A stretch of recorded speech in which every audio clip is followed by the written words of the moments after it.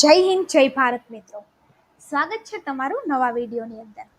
આ જે વિડીયો છે એની અંદર આપણે ચર્ચા કરીશું કે એબીસી આઈડી કાર્ડ છે શું છે.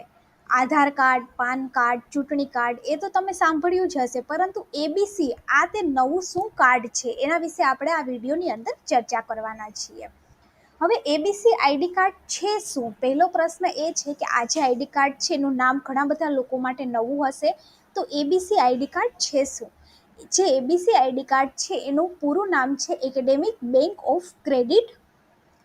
વ્યક્તિગત વિદ્યાર્થી દ્વારા તેમના સમગ્ર શિક્ષણ દરમિયાન વિદ્યાર્થીઓ પરીક્ષાના પરિણામો જોવા આવશ્યક દસ્તાવેજોને સુરક્ષિત રીતે એક જગ્યાએ સેવ કરવામાં આવે છે. આ કાર્ડ દ્વારા નેશનલ એકેડેમિક ડિપોઝિટરી સંસ્થા દ્વારા શૈક્ષણિક કાર્ડ છે એ મેળવે છે. ભવિષ્યમાં વિદ્યાર્થીઓ શિક્ષણ માટે કોઈ પણ ડેટા જોતો હોય તો તેમને સરળતાથી આ કાર્ડ દ્વારા મળી રહે છે. હવે તમે જોઈ શકો છો કે ઓફિશિયલ આ એક ન્યૂઝ છે કે જેની અંદર નેટ અને યુજી રજિસ્ટ્રેશન વિન્ડો છે એ ફરી ખુલી છે કે જેની અંદર તમે 10મી સુધી નોંધણી કરી શકશો. હવે 10 એપ્રિલ સુધી તેનામાં રજિસ્ટ્રેશન છે એ કરી શકાય છે. એમાં પણ અહીંયા લખ્યું છે કે એબીસી કાર્ડ, પાસપોર્ટ, પાન કાર્ડથી પણ તમે નોંધણી કરી શકશો. આ એબીસી કાર્ડ છે એ હવે કોઈ પણ જગ્યાએ તમે એડમિશન લો તો તમને કહેવામાં આવે છે કે તમારી પાસે એબીસી આઈડી કાર્ડ છે કે નથી વિદ્યાર્થીઓને. તો આ એબીસી કાર્ડ શું છે અને કેવી રીતે તમારે કાઢવાનું છે એ વિડીયોની અંદર આપણે સંપૂર્ણ ચર્ચા કરીશું અને પોર્ટલની મદદથી પણ જોઈશું કે તમારે એબીસી આઈડી છે એ કેવી રીતે જનરેટ કરવાનું છે. હવે એબીસી કાર્ડની આપણે વાત કરીએ તો વિદ્યાર્થીઓને શૈક્ષણિક રેકોર્ડને ખોલવા, બંધ કરવા અને ચેક કરવા માટે એબીસી કાર્ડનો ઉપયોગ છે એ થાય છે. આ અંતર્ગત વિદ્યાર્થીઓ જે કોર્સની અંદર એડમિશન લે છે ત્યારે જરૂરી છે વિદ્યાર્થીઓ દ્વારા મેળવેલ ક્રેડિટ 7 વર્ષ સુધી રીડિંગ છે એ કરી શકાય છે. એબીસી કાર્ડની મદદથી વિદ્યાર્થી કોઈ બીજા કોર્સની અંદર સીધા જ એડમિશન છે એ મેળવી શકે છે. હવે કોલેજ કે યુનિવર્સિટીની પરીક્ષાના ફોર્મ ભરવામાં પણ અત્યારે એબીસી કાર્ડ છે એ જરૂરી છે. વિદ્યાર્થીને એક યુનિવર્સિટીની અંદરથી જો બીજી યુનિવર્સિટીની અંદર એડમિશન મેળવવું હોય કે ટ્રાન્સફર કરવું હોય તો પણ એબીસી કાર્ડની મદદથી આસાનીથી થઈ શકે છે. હવે મહત્વની વાત એ છે કે આ એબીસી આઈડી છે એ બનાવવાનું કઈ રીતે. તો એબીસી આઈડી બનાવવા માટે આ એક ઓફિશિયલ વેબસાઇટ છે www.abc.gov.in. તો તમારે આની ઉપર જવાનું છે. તમે જેવું આની ઉપર જશો એવું તમને અહીંયા પર માય અકાઉન્ટ દેખાય છે, એના ઉપર ક્લિક કરવાનું. માય અકાઉન્ટમાં તમને પૂછશે કે તમે સ્ટુડન્ટ છો કે યુનિવર્સિટી છો, તો તમારે સ્ટુડન્ટ ઉપર જવાનું છે. આની અંદર તમે જોઈ શકો છો કે અત્યાર સુધીમાં ટોટલ 29 કરોડ જેટલા સ્ટુડન્ટ્સ છે અને આની અંદર રજિસ્ટ્રેશન કરાવેલું છે.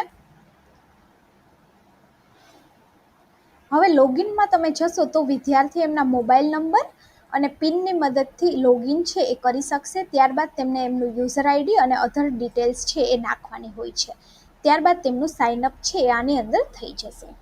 હવે અહીંયા તમારે બધી જ વિગતો છે પૂછવામાં આવશે, જેમ કે તમારું નામ, સરનામું, મોબાઈલ નંબર, જન્મ તારીખ વગેરે.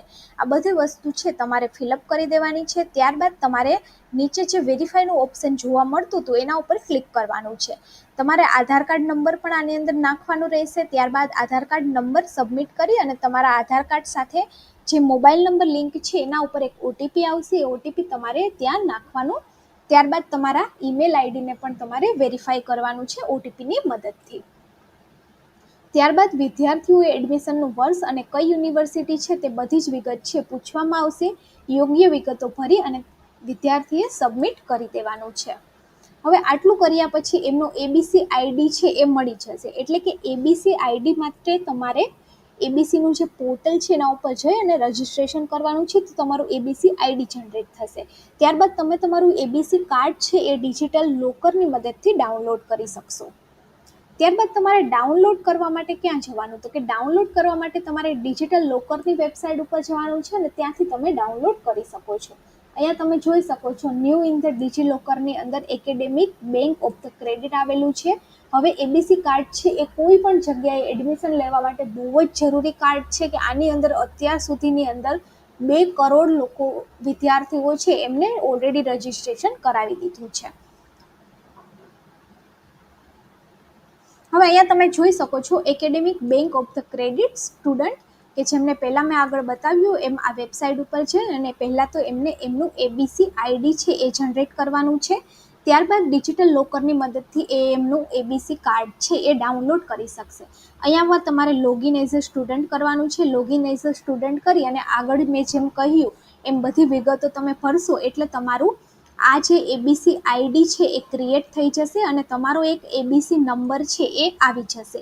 ત્યારબાદ એબીસી આઈડી તમારું આવી જશે. ત્યારબાદ તમારે શું કરવાનું છે કે ત્યારબાદ તમારે ડિજિટલ લોકરની અંદર જવાનું છે. એબીસી ડેશબોર્ડની અંદર તમે જોઈ શકો છો કે અહીંયા પર તમારું નામ આવી જશે અને અહીંયા ઉપર તમારું કાર્ડ છે તમારે ડાઉનલોડ કરવા માટે ડિજિટલ લોકરની વેબસાઇટ ઉપર જવાનું છે.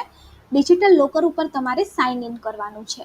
તમે સાઇન ઇન કરશો ત્યારબાદ તમારે અહીંયા ઉપર તમે જોઈ શકો છો કે જેટલા બી કાર્ડ્સ છે બધાની અંદર આવી ગયા છે. એમાંથી તમારે સર્ચ ડોક્યુમેન્ટ્સમાં તમે જશો એમાં તમારું એબીસી કાર્ડ છે દેખાશે અહીંયા પર academic bank of the credits. તો તમારે આના ઉપર ક્લિક કરવાનું છે.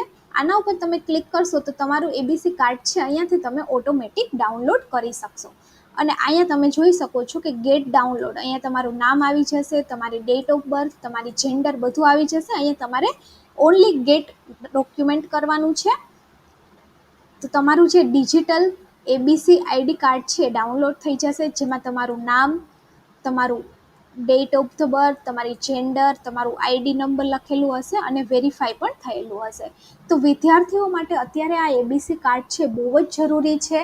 જ્યારે આપણે ભણતા હતા ત્યારે આવું કોઈ એબીસી કાર્ડ હતું નહીં, પરંતુ હવે સરકારે આ જે એબીસી કાર્ડ છે એ વિદ્યાર્થીઓ માટે કમ્પલસરી કર્યું છે. યુનિવર્સિટીની અંદર પણ યુનિવર્સિટીમાં જ્યારે એડમિશન લઈએ છીએ ત્યારે એબીસી આઈડી કાર્ડ છે માગે છે. તો વિદ્યાર્થીઓને વધારેમાં વધારે વિડીયો શેર કરજો એટલે ઘણા બધા લોકોને ખ્યાલ ન હોય કે એબીસી કાર્ડ શું છે, કઈ રીતે ડાઉનલોડ કરવાનું છે, તો એમને ઇઝીલી આ વિડીયોની મદદથી ડાઉનલોડ કઈ રીતે કરવું એ ખબર પડે. જો વિડીયો સારો લાગે તો વિડીયોને લાઇક કરી દેજો અને વિડીયોને બીજા લોકો સુધી પણ શેર કરજો.